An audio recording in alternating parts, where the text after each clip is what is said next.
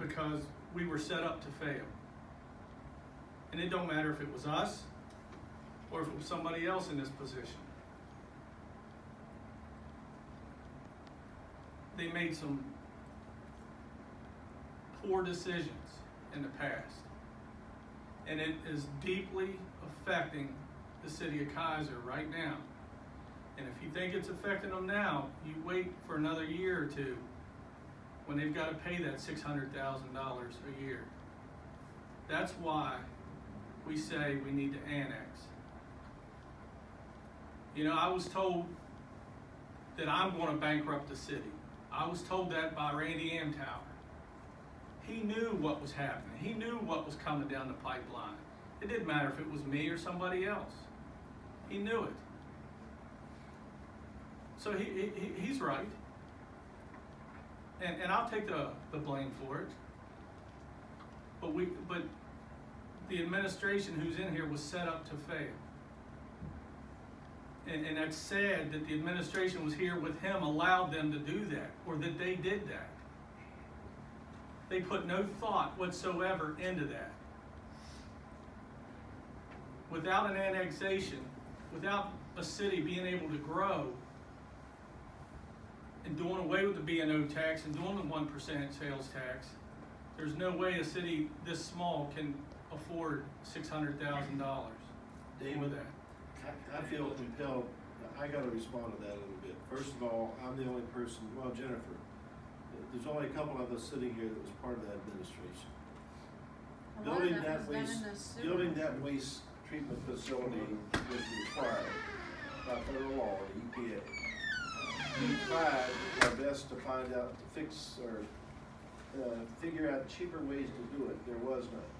I went to our delegate and asked him in a meeting, can you help us? What we can't afford to do this. What can we do? You know what his response was? Just don't do it. What are they going to do? This is the same guy that called the DEP and the governor's office about a manhole surging here the last storm. He told me, just don't do it. What are they going to do? Great sage advice. So what I'm saying is that plant there, no matter who would have been sitting in his shoes when it was done, it would have had to have been done.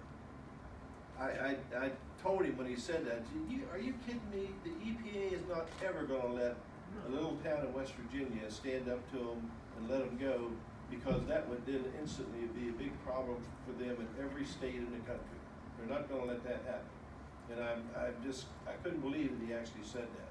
Well, you know, what we need to do is we need to come with a common ground with this county commission. Because if the city fails, who takes over?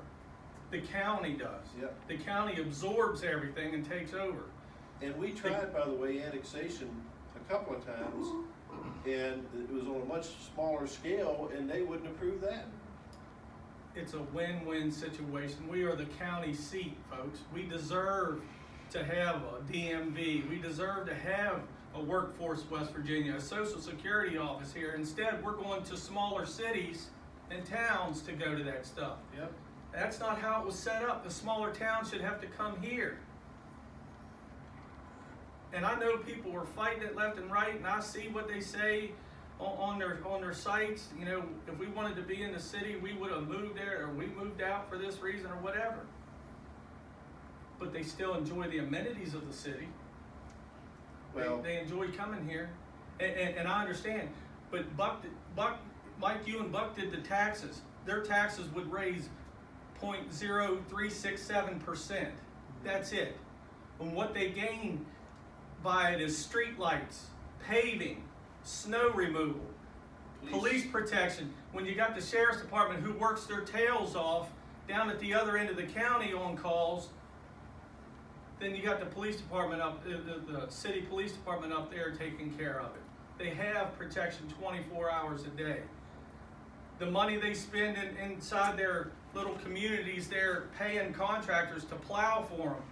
You don't do that no more. The city would do that for you. The money they get together and they all pitch in and pave the road. You don't do that no more. The city would do that for you. That's the money you put back towards your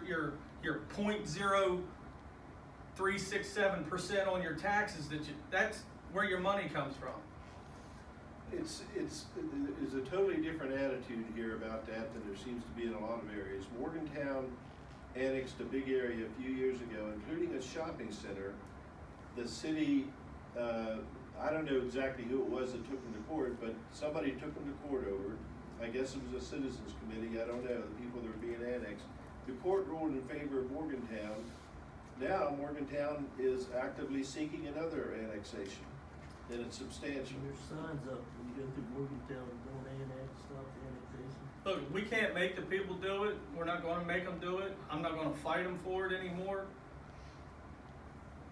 But I tell them, you know what? You may not appreciate it right now, but you know what? Your kids will and your grandkids will later, whenever the city has something.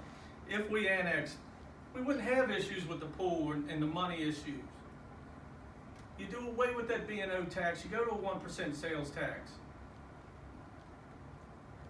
It's common sense. And that helps everybody and puts it on an even keel. It does. You It's couldn't be not any more business competitive. friendly.